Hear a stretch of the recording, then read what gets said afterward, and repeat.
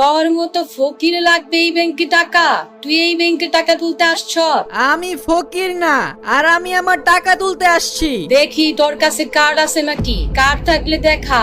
না, আমার কাছে কোনো কার্ড নাই। তোর কাছে কার্ড নাই আর তুই টাকা কেন তুলতে আসছ? Security, security.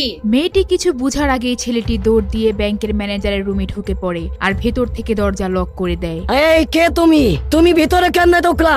Security, security. চিল্লায় কোনো লাভ হবে না, আমি ভিতর থেকে দরজা লক করে দিছি।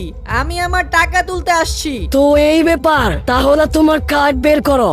আমার কাছে কোনো কার্ড নাই, তবে ফিঙ্গারপ্রিন্ট দিয়ে টাকা তুলবো। ছেলেটির কথা শুনে ম্যানেজার চমকে যায়, কারণ এই ব্যাংকের ফিঙ্গারপ্রিন্টের কথা খুব কম মানুষই জানতো। এরপর ম্যানেজার ফিঙ্গারপ্রিন্টের মেশিন এনে দেয়। যখনই ছেলেটি ফিঙ্গার দেয়, তার ব্যাংকের টাকার অ্যামাউন্ট আর তার নাম দেখে ম্যানেজার অবাক হয়ে যায়।